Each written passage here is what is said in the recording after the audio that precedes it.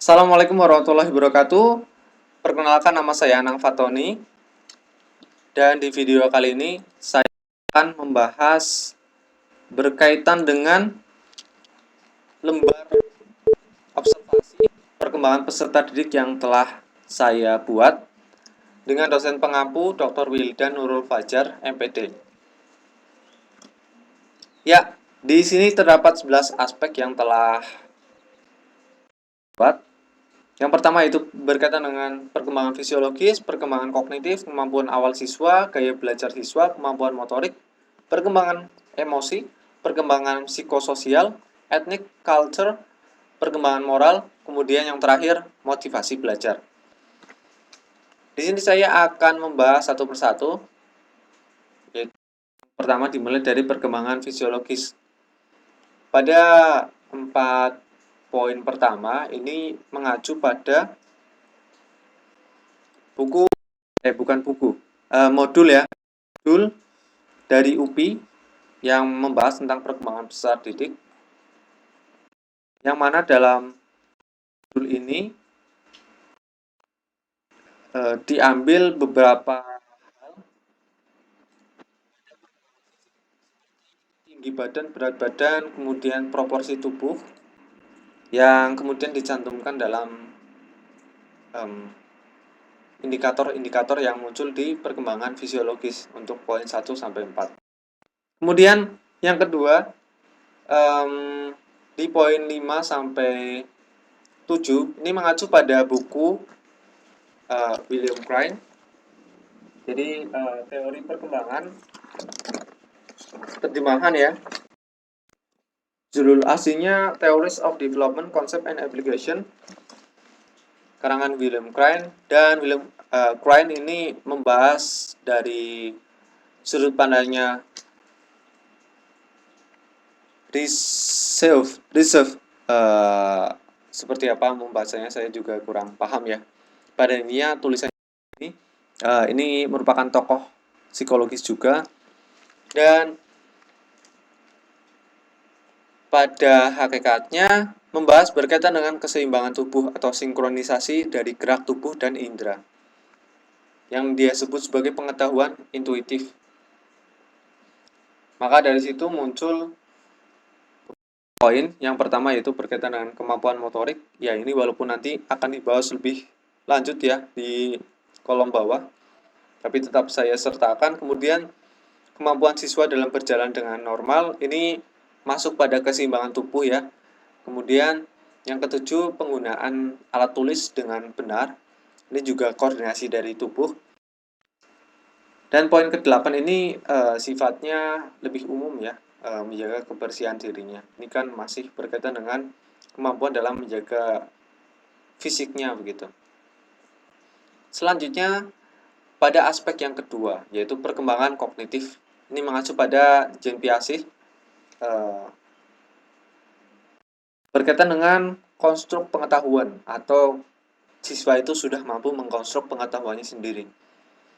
Yang kedua, operasional konkret, yaitu di tahap ketiga, tahap perkembangan dari Piaget.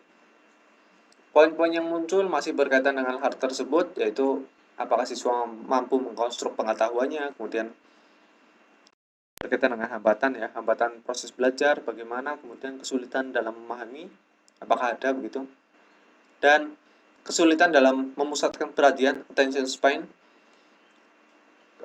Ini saya munculkan karena sudah banyak isu yang mengangkat dengan topik ini ya, attention span, karena munculnya sosial media kemudian menjadikan pemusatan perhatian siswa berkurang, durasinya berkurang. Selanjutnya pada kesulitan mengingat, berani berpendapat, bertanya, kemudian menjawab pertanyaan, dan hal-hal yang berkaitan dengan situasi yang konkret atau objek yang konkret. Kita lanjutkan pada kemampuan awal peserta didik. Ini didasari pada teori pengelolaan informasi yang dibahas di bukunya Sank yang sampulnya berwarna biru, Learning Theories. yang mana membahas berkaitan dengan learning long term memory atau pengetahuan sebelumnya yang sudah tersimpan dalam memori jangka panjang dan ingatan dan lupa atau lupa begitu ya, lupa juga dibahas di situ. Dan lebih spesifiknya lagi dibahas pada organisasi pengantar yang dicetuskan oleh Ausubel, yang mana siswa berusaha mengaitkan apa yang dipelajari baru kemudian dikaitkan dengan apa yang sudah dia miliki dalam pikirannya atau disebut sebagai pengetahuan sebelumnya begitu. Itu masuk di poin ketiga, 4, dan 5 ya. Apakah siswa mampu mengaitkan materi, kemudian memiliki ingatan terhadap suatu pelajaran sebelumnya, kemudian apakah siswa mampu menghubungkan ide atau pelajaran baru dengan ide-ide atau pelajaran yang telah dipelajari terdahulu. 2 poin terakhir 1 dan 2 ini saya masukkan karena pemerintah saat ini sedang memfokuskan pada dua hal ini, numerasi dan literasi, sehingga butuh ya untuk penggalian kemampuan awal berkaitan dengan dua hal tersebut. Oke, lanjut di keempat yaitu gaya belajar learning modalities dari Walter Warburg yang dijabarkan dari visual auditory kinesthetic atau VAKI style. Dari visual muncul ada 6 indikator yang berkaitan dengan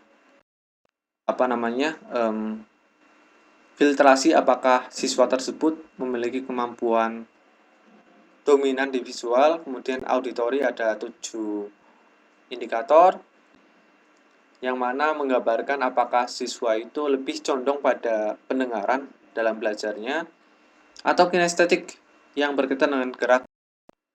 Apakah siswa lebih condong pada hal-hal yang berkaitan dengan gerak. Oke, berlanjut ke aspek yang kelima, kemampuan motorik. Ini masih berkaitan dengan koordinasi gerak dari Rizau. Ini memunculkan 4 indikator ya. Yang pertama itu gerak terkoordinasi untuk mendapatkan kelincahan, gerak terkoordinasi untuk mendapatkan keseimbangan, kemudian keterampilan baik dalam menggunakan fungsi tubuhnya ya, yaitu tangan dan kaki. Dan yang terakhir, kemampuan siswa dalam melakukan permainan yang melibatkan fisik dan aturan permainan tertentu. Dia mampu mengikuti atau tidak begitu. Oke, lanjut di aspek yang F dan G. Emosi dan psikososial. Ini sebenarnya masih nyambung dengan sosio-emosional dari Erik Erikson ya. Kalau misalnya emosi ini lebih umum sebenarnya, yaitu apakah siswa mampu mengendalikan emosi di kelas ya, di sekolah. Apakah siswa mampu tenang dan kondusif ketika dalam pembelajaran? Apakah siswa mampu mengungkapkan apa yang dirasakannya? Kemudian bagaimana siswa menampakkan wajahnya, wajah ramah, bersahabat, dan tidak cemberutnya? Apakah siswa mampu menunjukkan empati juga kepada orang lain begitu? Ini masih berkaitan dengan emosi yang sifatnya lebih umum ya sebenarnya. Dan pada psikososial, ini apakah siswa mampu bekerja sama, mampu berinteraksi dengan orang lain, dan yang pada intinya lebih pada hal-hal yang berkaitan dengan hubungan interpersonal dengan orang lain. Ada 7 aspek ya, 7 poin ya, yang mana ditambah dengan 8-9 ini fokus pada ekonomi. Selanjutnya yaitu etnik atau keberagaman. Ini lebih general atau umum ya. Seperti apakah siswa memiliki latar belakang suku yang beragam, kemudian bagaimana cara guru dalam menghadapi keberagaman tersebut, bagaimana guru dalam melakukan proses pembelajaran keberagaman, perbedaan bahasa, dan apakah siswa mampu menggunakan bahasa setempat dengan baik begitu. Itu culture yang sifatnya lebih general juga berkaitan dengan budaya ya, yang mana apakah terdapat perbedaan budaya antara guru dan siswa, bagaimana guru menghadapi perbedaan tersebut, kemudian apakah siswa mampu memahami budaya atau adat yang dia miliki, kemudian aksi nyata terhadap pemahaman tersebut ya, dan upaya yang dilakukan oleh sekolah untuk melestarikan budaya setempat. Selanjutnya, aspek yaitu berkaitan dengan moral, perkembangan moral. Ini lebih umum juga, yang mana melekat pada nilai-nilai baik masyarakat Indonesia atau sesuai dengan kodrat keadaannya. Kodrat keadaannya masih nyambung dengan kultur sebenarnya, adat istiadat juga. Nah, ini seperti apakah siswa mampu memperlihatkan, menunjukkan sikap hormat ya kepada yang lebih tua, menaati peraturan, tidak berkata kotor, dan lain sebagainya. Ini ada 13 ya. Dan yang terakhir, berkaitan dengan motivasi belajar. Ini ada 4 aspek penting. Yang mana aspek ini bukan aspek apa istilahnya, elemen lah ya, elemen motivasi belajar ini diambil dari reduksi beberapa ahli begitu, dan memunculkan antusiasme, kemandirian, semangat, efikasi diri. Saya tunjukkan saja. Nah, ini konstruksinya untuk motivasi belajar. Ada banyak komponennya dari beberapa ahli, kemudian direduksi menjadi hanya ini. Ini tidak saya, karena sudah sama ya dengan aspek sebelum-sebelumnya, hanya antusiasme, kemandirian, semangat, dan efikasi diri, dan memunculkan ada 11 pertanyaan untuk mengobserv motivasi belajar dari siswa. Seperti apakah siswa terlihat antusias, apakah siswa memiliki keinginan untuk lebih baik dari siswa lain, memiliki keinginan kuat untuk mendapatkan nilai yang baik, memperhatikan guru, yang mana itu menunjukkan ketertarikan pada materi ya.